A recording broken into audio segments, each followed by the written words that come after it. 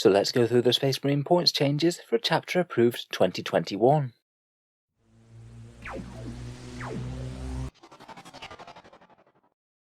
Hello and welcome back to Auspex Tactics, the strategy focused 40k channel, where today we're focusing on the new points changes that have come out in the new chapter approved book. Obviously there's a lot to unpack when these changes happen, so I thought the best way would be to go through roughly faction by faction and talk about what things have gone up and down and whether or not I think it will impact the game all that much. In general, it seems that Games Workshop hasn't just radically overhauled every single faction. The vast majority of points over every army in the game have stayed the same. They seem to have just targeted a few units that were really being very underwhelming, and a few units that were the very strongest options in the game, and ones that were seen play in tournaments everywhere. With that in mind, I thought we'd start with the Space Marines. Hopefully I'll get a fair few videos out with different factions going through the points changes. My plan is to do Space Marines first, Necrons in a few hours time, and then hopefully have a guard video out by tomorrow morning. In any case, let's jump straight into it and see what we've got.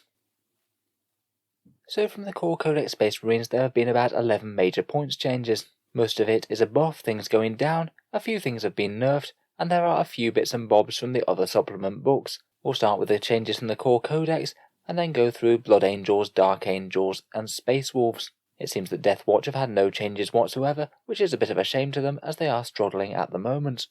First up we have a buff to the Storm Raven gunship. It's dropped to 290 points base from 310, so a 7% decrease. I do quite like to look at it in terms of percentage changes, as that really shows how good the unit will be compared with it being before. For example, a 1 point drop could be really quite a big deal for a cheap unit, but it's not all that big a deal for something that's really expensive. I still can't say I'd be very tempted by Storm Ravens. At 290 points, I still think they're pretty expensive for what they do and how tough they are. We've got the known Land Raider points change, down to 265 from 285, again a 7% drop, and again certainly means that you're not quite as punished for taking a Land Raider as you were before, but I'm still not sure that they're really competitive. Again, they still have the problem of just trundling a whole load of very expensive guns towards the enemy while you're transporting something, and then potentially getting locked up and having all that investment shot down. Relatively speaking, the Storm Speeders have seen a bit more of a bump. These were all horrifically overcosted when they came out, I thought, and wouldn't have been something that I would have been considering for competitive play. Each of the variants all goes down 15 points, the Hail Strike's now 135, the Hammer Strike's now 150, and the Thunder Strike is 160. It's around a 9 or 10% points drop, so not too bad. They're certainly going to be a fair bit more playable than before. I think that these guys might be a bit more interesting. Of course they're still going to be very fragile, but they do pack a relatively hard punch for how much they cost now, I think. Maybe we'll have to re-evaluate them a bit against attack bikes, now attack bikes got a bit of a hit. I'd say probably the single biggest beneficiary from the Space Marine points bump are Eliminators. They've dropped down to 25 points from 30 points, so on the more commonly taken Bolt Sniper Rifle variant, that's a massive 17% points drop. That's really quite a big deal. A unit of 3 of these guys will only cost you 75 points now, and you can far more afford them to use a bit more expendably, maybe a trio of units in the backfield to help gun down characters, or even maybe being a bit braver with them and putting them forward for screening purposes. I have a feeling that Eliminators might see a bit more play now, particularly with armies like Admech and Drukhari about, both of which really have quite important characters but aren't all that hard to take out with a bit of sniper fire. Really interested in those Eliminators, I think they'll be seeing more play. Next, every variant of the Gladiator has also dropped by 20 points. The Anti-Infantry Gladiator Reaper is down to 210 points, the Valiant is down to 230, and the Lancer is 180. It's around about an 8 to 10% points drop depending on which one, all of which are fairly solid, and hopefully this will allow them to compete with Redemptor Dreadnoughts just that little bit better. At the moment, if I wanted a Space Marine gun platform, I'd be far more willing to take the Redemptor. It's a bit tougher with Duty Eternal, and of course it also packs a massive melee punch on top of that. I'd say that the Lancer is still weak. It was weak beforehand with that very small amount of fire, but the Reaper and the Valiant for the points cost don't seem too bad now, particularly if they got buffed by a Tech Marine for Ballistic Skill 2+.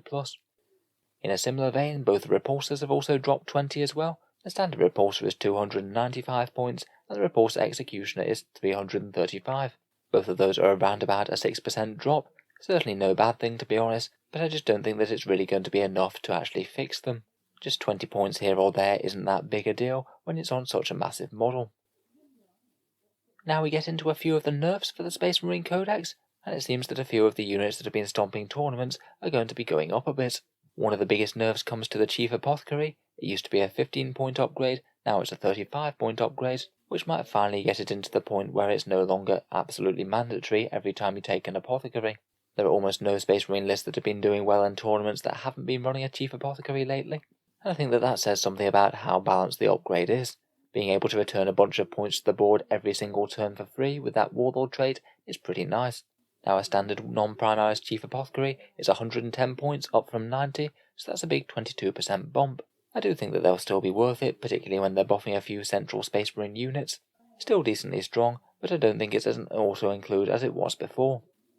Next, attack bikes are up to 50 points base, up 5 from 45, which means that their scary attack bikes with the multi-melters are now up to 60.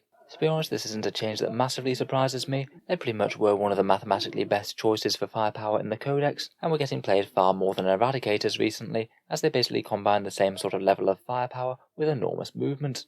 Even a 5-point change to them really is quite a hefty nerf though. That's an almost 10% points increase, and it maybe will cement them back in the role of fast-moving fire support, and Eradicators are the ones that deal the most damage but are a lot slower. I think that they're still solid, but to be honest it is a bit of a blow to the Space Marine army, particularly Ravenwing.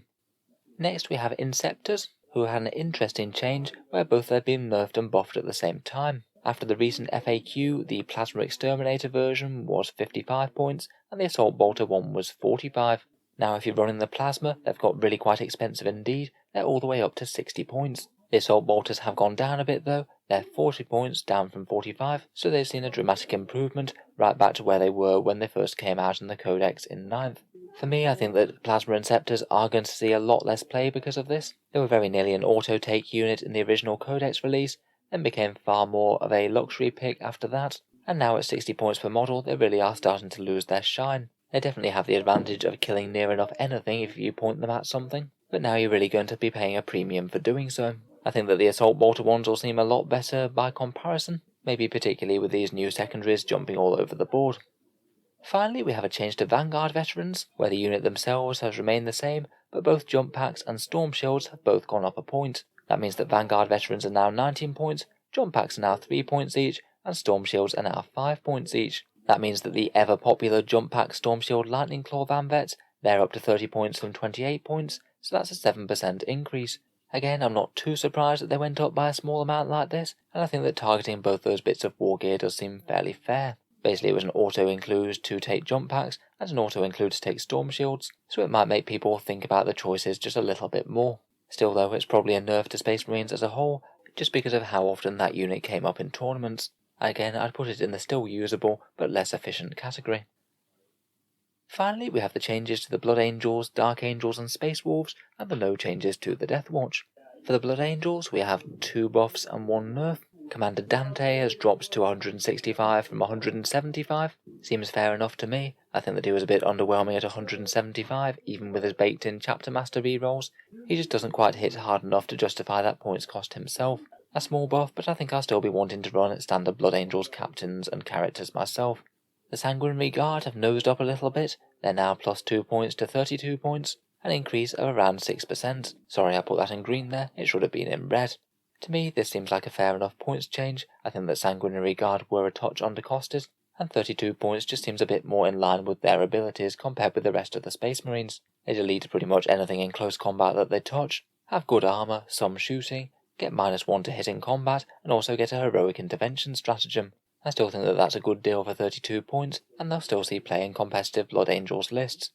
Finally, we have a discount on the Sanguinary Ancient. He's gone down 15 points to 110. So he's a lot more getting to the point where I'd consider him as a buffing character. Still a bit of a luxury pick, particularly when you could be getting a captain for the same points cost. I'd say it's perhaps best used with that Wrath of Baal relic, the one that allows him to make other jump pack units plus 2 inches movement. For the Dark Angels, we just have the single change to Talon Masters. They're up to 175 from 160. Kind of interesting that out of the Dark Angels Codex, this was the only thing that they chose to nerf. I really wouldn't have been too surprised if Deathwing Terminators went up a little bit, just to pay for their increased abilities. I guess if they'd done that, they might have had to monkey with standard Terminator points cost though, and it really wouldn't have worked out too easily. Talon Masters I think are always quite a hard one to balance. They're basically very fragile if you can get them exposed, but are otherwise a character protected unit with some incredibly heavy firepower. So provided your opponent can't get to target the Talon Master, they'll just be blazing away with guns that you can't do anything about for most of the game. I guess by that bump it might push a few more Raven Wing players into using chaplains on bikes, but I still think that he remains usable, provided he can be screened.